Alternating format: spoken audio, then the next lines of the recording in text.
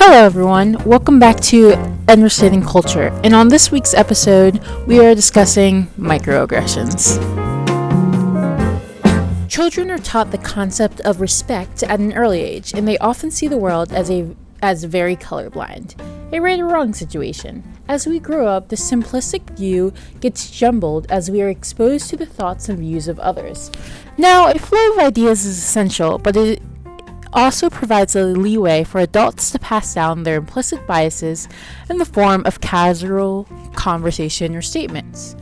These ideas can be as blatant as a classmate yelling the N-word to someone, or sly comments such as, "Oh, you speak really well." These can be more formally classified into three different types: micro-assaults, micro-insults, and micro-invalidations. The most obvious is a micro-assault, which usually happens on a rather macro level, as is obvious and purposeful discrimination, shown usually through hurtful imagery on the wall or in the form of a slur, like the classic spraying a swastika on the wall. However, I find that many people seem to only notice these, as opposed to the more subtle variations of micro-insult or micro-invalidation. A micro-insult often comes in the form of a generalization or a mass compliment, i.e. the type of comments like "you're pretty for a black girl," making someone feel like they're the chosen one out of their race, and undermining their accomplishments. Most often, I see this manifest itself into the affirmative action comments, which imply that I can only accomplish something or go to a certain university if I'm used to fill a diversity quota. Finally, on the opposite end of the spectrum, we have micro-invalidations, the "I don't see color" comments.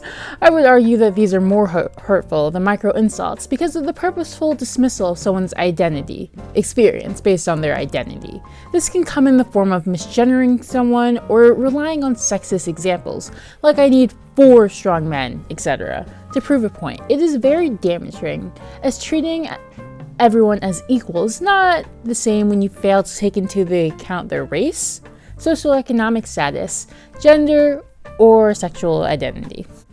The most poignant example I can think of is the consistent touching of textured hair of mainly black women and girls. Not only is touching or grabbing someone's hair or any part of their body very intrusive, but it also identifies like me as another, someone different who deserves to be stared at or gawked at. Not to mention, it draws similarities to the human zoos of the last century, where African tribes were displayed for Europeans to see. Mina Fobo actually did a great TED Talk on this, which discussed this micro-insult in detail, if you want to go check it out. Overall, microaggressions are rampant, especially in the classroom setting. The best thing to do is to fight them is to call them out and address the situation immediately, even though it might be scary sometimes. I hope this was able to teach you something, and be sure to leave a like or subscribe if it did. Thank you.